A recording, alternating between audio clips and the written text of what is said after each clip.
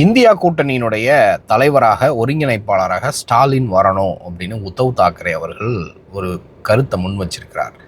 ஸ்டாலின் இல்லைன்னா மம்தா பானர்ஜி அவர்கள் வரணும்னு ஒரு கருத்தை முன் வச்சிருக்கிறார். இப்போ ஸ்டாலின் ஏன் இந்தியா கூட்டணியினுடைய ஒருங்கிணைப்பாளராக வரணும்? அதில் ஒரு முக்கியமான கருத்து இருக்குது.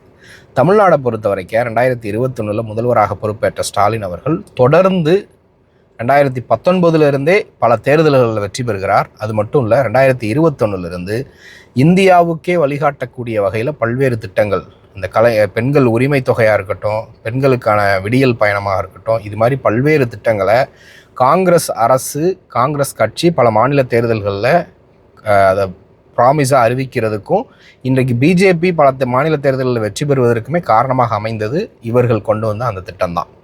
அது மட்டும் இல்லை, இந்தியா முழுக்க கூட்டாட்சி தத்துவம்னா என்ன, சமூக நீதி அடிப்படையில்னா என்ன, Dravidian model versus Gujarat model அப்படிங்கிற ஒரு கான்வர்சேஷனையே பேச வச்சிருக்கிறாரு. அது மட்டும் இல்லாமல் வட மாநிலங்கள்லையும் தமிழ்நாடு மாடலை பின்பற்றக்கூடிய வகையில் ஸ்டாலின் அவர்களுடைய முயற்சி அதற்கு வழிவகுப்பாக அமைஞ்சிருக்கு. அதே நேரத்தில் இன்றைக்கு இந்தியா கூட்டணிக்கு தலைவராக ஸ்டாலின் வந்தார் அப்படின்னா நிச்சயமாக இந்தியா கூட்டணி உயிர்ப்பாக இருக்கும் அப்படிங்கிறதுல எந்த சந்தேகமும் இல்லை. இந்தியா கூட்டணி அப்படிங்கிற ஒரு கூட்டணி வலுவாக அமைந்து ஓரளவுக்கு ஒற்றுமையாக இருந்ததுனால தான் பிஜேபியினால் பெரும்பான்மை பெற முடியாமல் இன்றைக்கி மைனாரிட்டி அரசாங்கத்தை நடத்திக்கிட்டு இருக்கிறாங்க.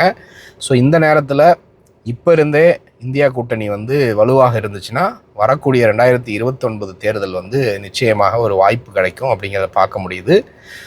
இதை குறித்து நீங்கள் என்ன நினைக்கிறீங்கன்றதை மறக்காமல் கமெண்ட்டில் சொல்லுங்கள்.